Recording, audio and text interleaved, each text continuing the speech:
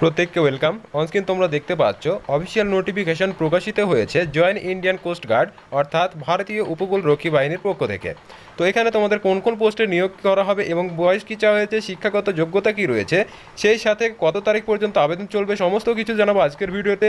যারা চ্যানেল নতুন অবশ্যই চ্যানেলটিকে সাবস্ক্রাইব করবে এবং ভিডিওটি প্রথম থেকে শেষ পর্যন্ত দেখবে। তো প্রথমে দেখো, তোমাদের নোটিশ প্রকাশিত হয়েছে 2026 সালের নতুন যে ব্যাচ রিক্রুটমেন্ট তার জন্য। এবার তোমাদের আবেদন দেখো শুরু হয়ে গেছে। তোমাদের আবেদন প্রক্রিয়া চলছে কিন্তু 11ই জুন 2025 থেকে 25শে জুন 2025 এই তারিখ পর্যন্ত। তো ফর্ম ফিল আপ করার জন্য তোমাদের কিন্তু হাতে 15 দিনের মতো কিন্তু সময় কিন্তু তোমরা পেয়ে যাচ্ছ। এরপর দেখে নাও তোমাদের এলিজিবিলিটি কন্ডিশন কী কী, তোমাদের ক্রাইটেরিয়া চাওয়া হয়েছে, সমস্ত কিছু দেখে নেবে। প্রথমে দেখো বলা হয়েছে এই ফর্মে আবেদন করার জন্য তোমাকে কিন্তু অবশ্যই ভারতীয় নাগরিক হতে হবে এবং শুধুমাত্র মেল ক্যান্ডিডেটে কিন্তু এখানে আবেদন করতে পারবে ফর দ্য পোস্ট অফ নাবিক জেনারেল ডিউটি। অর্থাৎ যারা কিন্তু জেনারেল ডিউটি অর্থাৎ জিডি পদে আবেদন করবে তাদের জন্য কিন্তু অবশ্যই পুরুষ প্রার্থী হতে হবে। এরপর দেখো তোমাদের ডোমেস্টিক যে ব্রাঞ্চ আছে সেখানে কিন্তু তোমাদের নিয়োগটা করা হবে। এবার এডুকেশনাল কোয়ালিফিকেশন বা শিক্ষাগত যোগ্যতা কী চাওয়া হয়েছে, তো শিক্ষাগত যোগ্যতা চাওয়া হয়েছে নাবিক জেনারেল ডিউটির ক্ষেত্রে তোমাদের 10+2 অর্থাৎ HS pass with math, physics এবং education board council boards for school educations. অর্থাৎ তোমরা যারা উচ্চ মাধ্যমিক পাস করে থাকবে এবং সেই সাথে তোমাদের ম্যাথ এবং ফিজিক্স এই দুটো সাবজেক্ট কিন্তু থাকবে, তারা কিন্তু অবশ্যই এক্ষেত্রে আবেদন করতে পারবে। এরপর দেখো দ্বিতীয় নম্বর পোস্ট কী রয়েছে। দ্বিতীয় নম্বর পোস্ট হচ্ছে নাবিক ডোমেস্টিক ব্রাঞ্চ। তো ডোমেস্টিক ব্রাঞ্চের ক্ষেত্রে তোমাদের কিন্তু শুধুমাত্র মাধ্যমিক পাস হয়ে থাকলে কিন্তু তোমরা আবেদন করতে পারছো এবং এক্ষেত্রে তোমাদের কিন্তু যে কোনো স্বীকৃত বোর্ড থেকে কিন্তু তোমরা যদি মাধ্যমিক কোয়ালিফিকেশন করে থাকো, অনেকে বিভিন্ন যে সমস্ত ওপেন স্কুলগুলো রয়েছে সেখান থেকেও যদি তুমি পাস করে থাকো তাহলে কিন্তু তুমি এখানে আবেদন করতে পারবে। নেক্সট দেখো 3 নম্বর পোস্ট রয়েছে যান্ত্রিক। তো এর জন্য কিন্তু তোমাদের মাধ্যমিক পাস হতে হবে এবং স্বীকৃত ইনস্টিটিউট থেকে তোমাদের কিন্তু পাস হয়ে থাকলে অবশ্যই আবেদন করতে পারবে এবং সেই সাথে তোমাদের এক্সট্রা কোয়ালিফিকেশন যেরকম রয়েছে দেখো diploma electronic, mechanical, electronic, telecommunication এবং রেডিও পাওয়ার ইঞ্জিনিয়ারিং, এগুলোর মধ্যে যদি তোমাদের 3 বছর অথবা 4 বছরের কোর্স করা থাকে তাহলে কিন্তু তুমি আবেদন করতে পারবে যান্ত্রিক এই পোস্টের জন্য। নেক্সট দেখো তোমাদের যান্ত্রিকের জন্য অপর একটি কোয়ালিফিকেশন কিন্তু এখানে বলা রয়েছে যারা 10 অ্যান্ড ক্লাস 12 পাস্ট অর্থাৎ যারা 12 ক্লাস এবং মাধ্যমিক উভয় পাস করে থাকবে এবং সেই সাথে বিভিন্ন যে স্বীকৃত ইনস্টিটিউট রয়েছে যে সেখান থেকে যদি তোমরা ডিপ্লোমা ইলেকট্রিকের উপর অথবা মেকানিক্যালের উপর 2 বছর অথবা 3 বছরের কোর্স থাকে সেক্ষেত্রেও তোমরা কিন্তু আবেদন করতে পারবে। নেক্সট দেখো তোমাদের যে সমস্ত ট্রেডগুলো চাওয়া হয়েছে সেই ট্রেডগুলো একটু দেখে নেবে। এখানে কিন্তু চার্ট ওয়াইজ তোমাদের প্রত্যেকটা ট্রেড দেখো এখানে মেনশন করা রয়েছে। নেক্সট দেখো বয়স কী চাওয়া হয়েছে। তো যারা নাবিক জিডি এই পদের জন্য আবেদন করবে এবং ডোমেস্টিক ব্রাঞ্চ অথবা যান্ত্রিক এই পোস্টের জন্য আবেদন করবে প্রত্যেকের কিন্তু এজ ক্রাইটেরিয়া সেম রয়েছে, অর্থাৎ একই কিন্তু বয়স চাওয়া হয়েছে। তো তোমাদের বয়স চাওয়া হয়েছে মিনিমাম 18 থেকে ম্যাক্সিমাম 22 বছর পর্যন্ত। তো এই বয়সের মধ্যে তোমাদের কিন্তু অবশ্যই যদি হয়ে থাকো তাহলে কিন্তু তোমরা আবেদন করতে পারছো। এবার বয়স কীভাবে কাউন্ট করা হবে সেটাও কিন্তু এখানে স্পষ্ট উল্লেখ করে দেওয়া রয়েছে।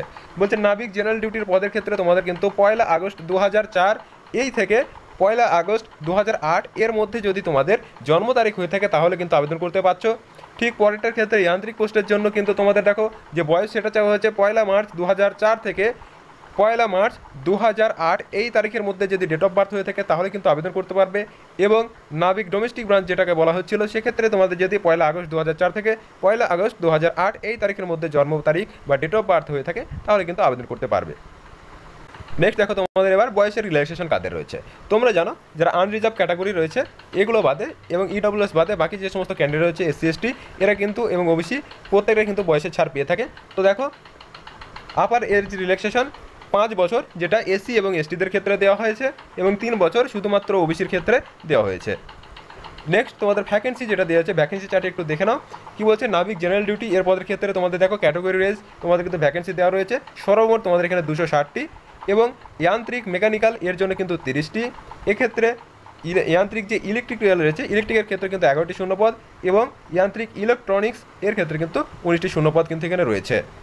নেক্সট দেখো তোমাদের যে ব্যাচ 2 রয়েছে তো সেক্ষেত্রেও কিন্তু তোমাদের 260টি শূন্যপদ রয়েছে। একইভাবে তোমাদের জেনারেল, ইডব্লিউএস, ওবিসি, এসসি এবং এসটি প্রত্যেকের কিন্তু ক্যাটাগরি ওয়াইজ ভ্যাকেন্সি এখানে কিন্তু তোমাদের দেওয়া রয়েছে।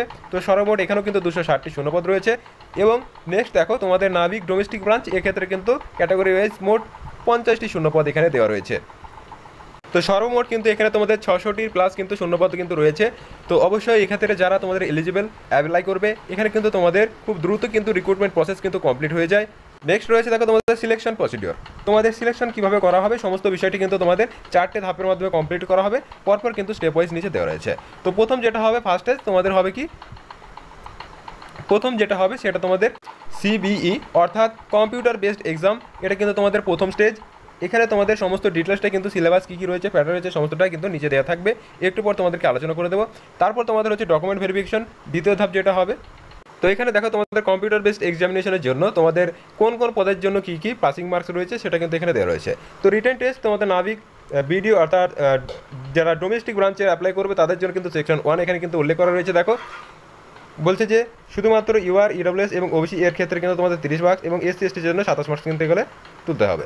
নেক্সট তোমাদের যারা রয়েছে নাবিক জিটি অর্থাৎ জেনারেল ডিউটি, সেখানে কিন্তু তোমাদের 30 + 20 + 50 অর্থাৎ ইডব্লিউএস এবং ওবিসি ইউআর এদের ক্ষেত্রে, এবং 27 + 17 অর্থাৎ 44 মার্ক এটা হচ্ছে এসসি এবং এসটির ক্ষেত্রে।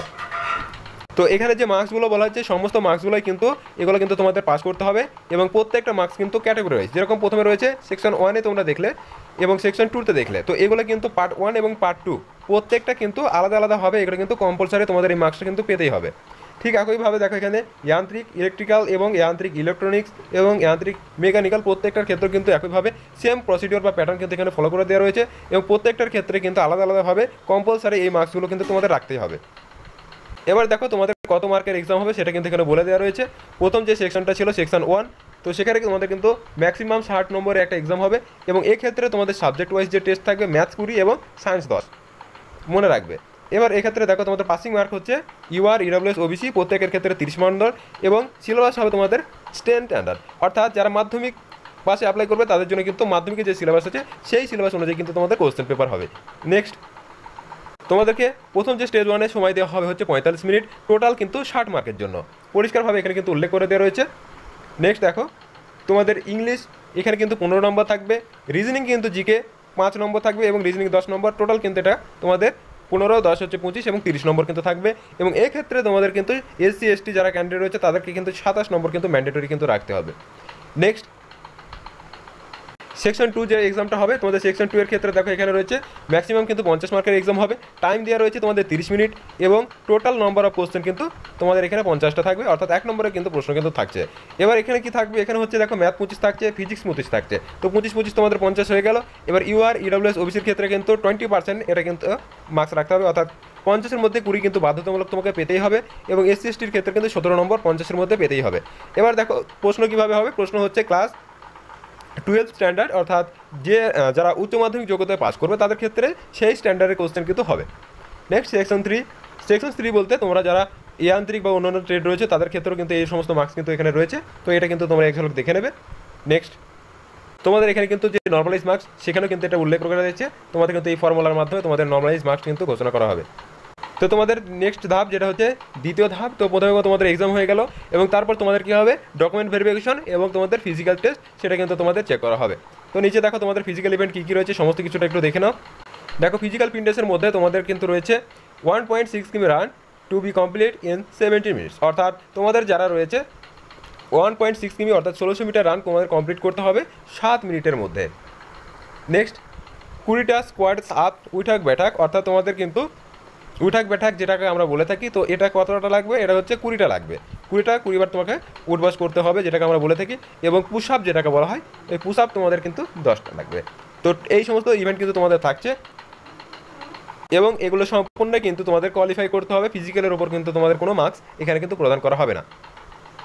নেক্সট ধাপ যে আমাদের রয়েছে দেখো রিক্রুটমেন্ট মেডিকেল এক্সামিনেশন, তো ফিজিক্যাল কোয়ালিফাই করার পর তোমাদের কিন্তু স্ট্যান্ডার্ড মেডিকেল এক্সাম হবে, তো অবশ্যই তোমাদের কিন্তু মেডিকেলের জন্য প্রিপারেশন কিন্তু প্রত্যেকে রাখবে।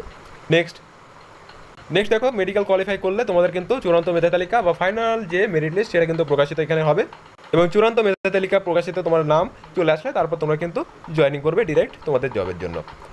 এখানে দেখো তোমাদের কিছু গুরুত্বপূর্ণ ডেটস কিন্তু উল্লেখ করে দেওয়া রয়েছে। তোমাদের যে ব্যাচ রয়েছে ব্যাচ 1-এর কিন্তু এক্সামিনেশন যেটা তোমাদের হবে স্টেজ 2 এবং স্টেজ হচ্ছে 3, এই দুটো স্টেজ তোমাদের কিন্তু মাথায় রাখবে। প্রথমে তোমাদের স্টেজ 1 যেটা হচ্ছে অর্থাৎ সিবিএ কম্পিউটার বেসড এক্সামিনেশন, সেটা কোথায় হতে পারে, সেটা হচ্ছে এন্ড অফ সেপ্টেম্বর অর্থাৎ সেপ্টেম্বর মাসের যে শেষের দিকে তোমাদের কিন্তু এক্সামটা হতে পারে। এবং tentative dates of examination phase 2 অর্থাৎ যেটাকে তোমাদের বলা হচ্ছে ফিজিক্যাল তোমাদের যে শারীরিক দক্ষতার পরীক্ষা, তো সেই ফিজিক্যালটা কত হতে পারে, ফিজিক্যালটা হবে হচ্ছে তোমাদের নভেম্বরের দিকে অথবা মাঝের দিকে অথবা শেষের দিকে। নেক্সট তোমাদের যে 3 নম্বর যে প্রক্রিয়া রয়েছে, তো তোমাদের তৃতীয় যে ফেজ রয়েছে, তোমরা দেখলে যে চূড়ান্ত মেধা তালিকা, তো তোমাদের মেধা তালিকা প্রকাশ হতে পারে হচ্ছে 26শে ফেব্রুয়ারি, অর্থাৎ 2026 সালের যে ফেব্রুয়ারি মাস সে তার মধ্যে কিন্তু হবে। তো খুব দ্রুতই কিন্তু এই রিক্রুটমেন্টটি কমপ্লিট হয়ে থাকে। তোমরা যারা এলিজিবল রয়েছে প্রত্যেকে অ্যাপ্লাই করার চেষ্টা করবে।